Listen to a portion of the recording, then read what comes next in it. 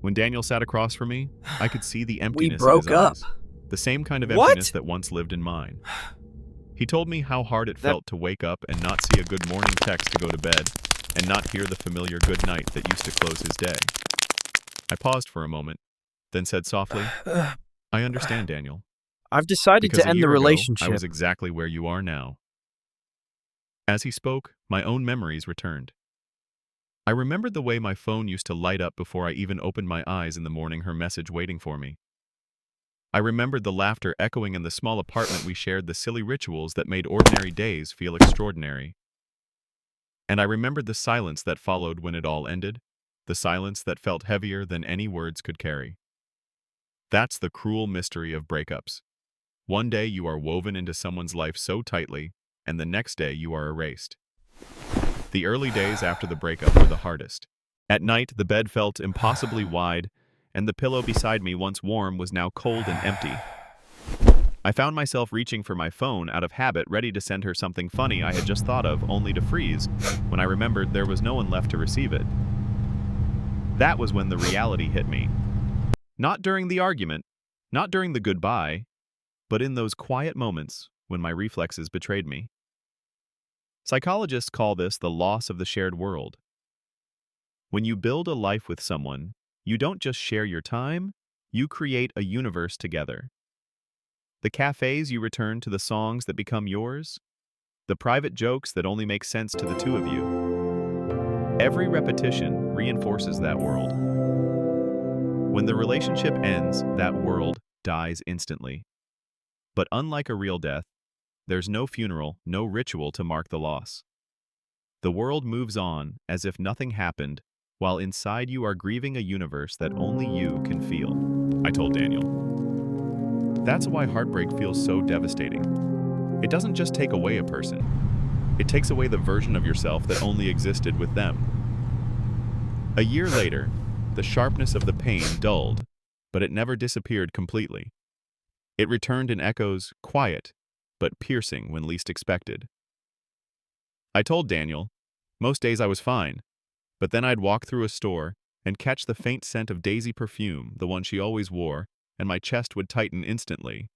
Or I'd be driving and Yellow by Coldplay would come on, the song we used to play on road trips, and suddenly tears would blur my vision until I had to pull over.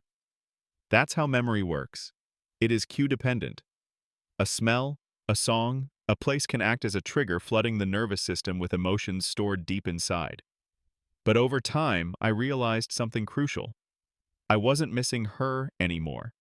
I was missing the feeling, the sense of safety, the ease of being known without needing to explain myself, the comfort of belonging to someone's world.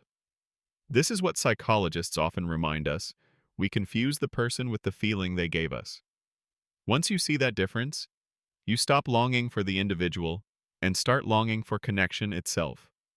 I told Daniel, one day you'll realize it's not her you miss, it's the way you felt when you were loved, and that realization changes everything. Slowly, I began to rebuild myself. I stopped waiting for messages that would never come and returned to the parts of me I had left behind. I picked up my guitar again at night. I started running in the early mornings, letting the cold air wake me up. I wrote in my journal to pour out the heaviness in my chest. I even traveled alone to Dalat, a place we had once promised to visit together. Sitting by the lake at sunrise, the air crisp and still, I realized I was no longer broken. Healing didn't arrive as a sudden breakthrough, it crept in quietly. I laughed one day and noticed it wasn't forced. I woke up one morning and realized she wasn't the first thought in my head. I walked past our old cafe and kept moving without choking on memories. Psychology calls this the process of mourning, acceptance, and rebuilding. You grieve, you face the truth, and then you slowly construct a life that belongs to you again.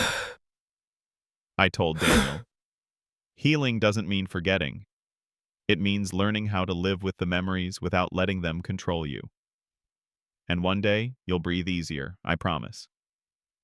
Now looking back, I understand that healing was never about erasing the past. It was about making peace with it. The memories are still with me, but they no longer define me.